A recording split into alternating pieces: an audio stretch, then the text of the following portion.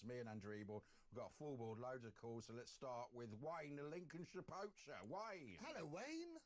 Good evening, Morning, Can I get evening, yeah. permission to talk to Andrew, please? Oh, well, yes, go for it. Hello, through Wayne. me, yeah. What do you want to ask Andrew? Andrew, you come from a musical family, yeah? Andrew, is it true that you come from a musical family? I do have music. Do you? I didn't know that. Well, we have a lot of theatrical people in the family. So my aunt on my father's side was a wonderful actress called Jill Ireland. That's right, your uncle was Charles Bronson. My uncle was Charles The prisoner. Bronson. Not the prisoner. Not the prisoner, Not no, the other one. And she was also married to David McCullum, who was the Invisible Man, but we never saw him. No, but listen, we all want to know about Charles Bronson, don't we, ladies and gentlemen? Yes, tell us about Uncle Charles Bronson. I want to hear his question. No, ask him that then, Wayne. Ask him about his Uncle Charles Bronson. Was he a good bloke?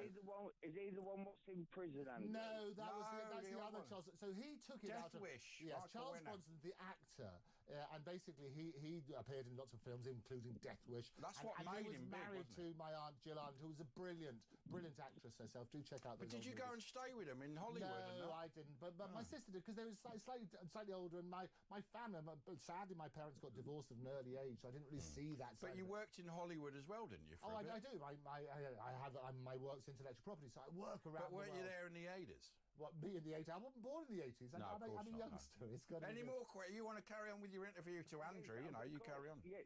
This is your life, Andrew Eborn. And Andrew, so Yes. you would know what a Jew's art is, would you? A Jew's art. Tell me. Art. A harp, isn't that the thing you put in your mouth? Mouth harp, yeah. Dong, dong, dong. Well, you do know. Well done, because that was I'm going to go for Well, the that's car 5 now. Ask me another one. And So it's an Andrew Eborn quiz now from an interview. What's it going to be next? An Andrew Eborn cooking show? Oh, I could do that. Are you his mate? I'd love to be. He sounds great. Well, I don't know. He's been in prison for TV licence evasion twice, haven't you, Wayne?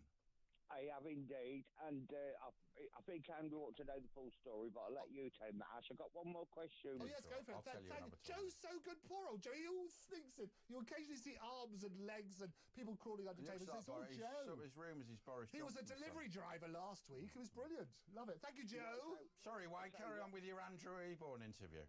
It's regarding this what's in the paper now regarding Prince Harry. Now, yes. We know history is repeating itself. We've got Prince George back in the day. Yes. He went off with Wallace. No, that was Edward VIII. Yes. Edward VIII, and we've got Harry with Ron. So... Yeah, but Edward VIII abdicated as king. That was actually a bigger thing. And he actually went into obscurity. They lived in Paris. Wallace Simpson and that sort of stuff, yes. She was American, though. It is interesting, the parallels. Do you know what, Ash? When I watched the funeral in the day, it's the first time the Queen actually ever spoke to her at a funeral, her brother's funeral, right. Wallace. And now I forgot what I was going to ask. Oh, yes, about Andrew, Harry's... do you think we ought to pay for his... security? Well, it's interesting. Well, the court decided that we shouldn't. And what Harry's... And I do understand, obviously, he's worried about his security and so on and so forth. But what we need is transparency and clarity regarding what the rules are. And if he's not a serving royal, he would... Basically, what the court said, there was no grounds on which they could support him, because the policy is very, very clear. You have this position within the royal family, you get this amount of protection. If you don't, you don't.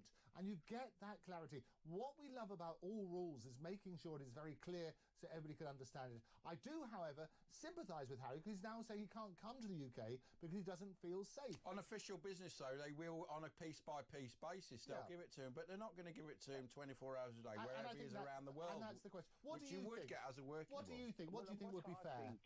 What I've gathered by listening to the news all evening is if the King, it's called, gifts him a visit, he will have all the bows and whistles. Okay, very good. If he comes on his own accord, he'll have to bring his own private. Okay. But but on invitation, as it's called, the king gifts his son. Yes. And there was another thing. What do you reckon in this, the thing he did on TV, say, and he mentioned his dad, he didn't know how long he's got left. On the book as well. I thought you made such a good point, and I spoke about this earlier. I feel sad that he has to go on the BBC to say, look, his dad's not talking about to him, and he hasn't got long to live, is what he was saying, and everything else.